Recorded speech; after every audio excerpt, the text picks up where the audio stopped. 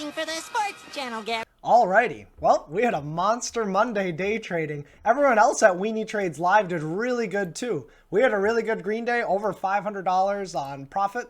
And so, super nice, super thankful. Really good day trading. And our Weenie Trades members did even better. Some did even better than me. Some of them are pulling out $3-5 grand in a day. They're going to be paying for their wife's or for their fiance's wedding or girlfriend's wedding. Man, everybody's over here just making money. Not a single red day for our Weenie Trades Live subscribers, I don't think, today. Comment down below if you did have a red day. I didn't know about it, but no, everybody's nice and green. So it was a really solid day, revenue day for day trading. In this video, you'll learn about why daily breakouts are so powerful and when to enter on the breakout pattern. So let's get into the trades. Our first trade of the day was Roku, and just look at this on Roku. We have a move up. We went sideways for 4 days. 1, 2, 3, 4, 4 days. And look, this is kind of your range, 270 to 280. Well, I was like, well, over 280, Roku's a good buy.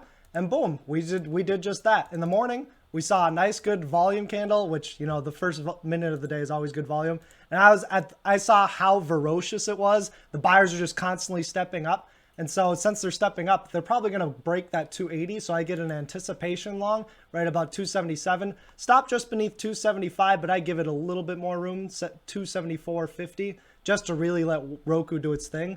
And look at this. We put in another bull flag pattern. And I just barely caught this call, but there's a little twitch that filled me right over 280.06. And boom, we got this nice good rocket ride up. I went ahead and took some profits at 280, 275. And look, we started to form this little uptrend right here. And then once that uptrend broke, I just went flat on that red candle. But looking for another chance to re-enter with Roku with, a little bit less volatility. So that was a good $185 on the day trading side of things. But on the swing trading side of things, we were able to grab some shares right at about the 283 level. And those shares are doing just fine. And then also we're able to catch some vertical spreads. Had it not been a vertical spread, 1,119 right there. But since we're spreading it and we're shorting the 290 call, which is also in the money, which is great because then it just turns into a credit spread. So I'll be able to collect another good $200 off of this. So we're going to let Roku do its thing. We might take profits right about the 295/297 area. I don't need to wait around for 300. It'll probably spike 300, 305, 310. Roku seems to be just severely underpriced or something. I don't know exactly what's going on, so that's where we'll be scaling out. If not, if we come underneath 290, I'll start scaling out too. Our next trade of the day was on Apple, and Apple is gapping up, and it had a pretty good relative volume. So when the volume is a little bit bigger than normal, that makes it in play. When the volume was super low, it's just pitter-pattering back and forth. But when the volume starts to come in, boom, that means it's go time. The stock is going to be good to trade. It's going to have good momentum, follow through, everything that we need as traders. But Apple, as we started to break Friday's high and on good volume, which is also the midpoint of the range, also above this breakdown candle, 117.50, I know that that's my entry trigger. So I went ahead and went long on Apple, just over 117.50. That's as we left right about here. Just market order into the contract, moved up, got a nice pullback. I move up my stop to just underneath 117.90. Got a nice good push up. And then as we pushed up super extended into 119, I was like, I might as well just trail up my stop super tightly. And I got tagged out, I believe, right at just underneath 119. So nice good trade. Got a good 1.5 out of it relatively quickly in just a few minutes. So that was a nice good revenue trade of $68. So that was our next trade. Our next trade of the day was just a quick SPY short. And we just started to break down really heavily on the day, and I was noticing once this bounce attempt failed, look at this upper wick. I think right underneath 362 right here is where I went short on the SPY. So I want the ETF to drop. Boom, I have my stop right up here at about 362.36. We got this nice good bear flag, and once we started to break down, I should have been adding to SPY right there, but I just trailed up my stop, and this wick just barely got me. So plus $11 on SPY. I guess there's two trades, some small little hit of -$6, then plus 17 on the second. Could have been, $100 or $200 extra had we caught that second drop, but you can't catch them all. And luckily SPY was able to recover. So SPY, we closed pretty bullishly. So leading forward, I'm expecting all-time highs sometime this week, maybe next week. So targeting kind of like the 370 area on the SPY.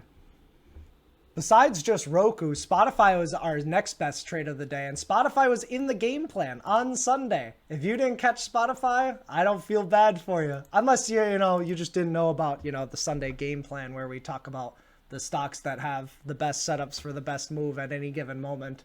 But Spotify, we caught a nice good early long on this once we saw the volume was high, the patterns were good. Boom, we went ahead and went long on Spotify just when we broke the initial morning high, right about 277. Boom, we get this nice good push up, an extended push.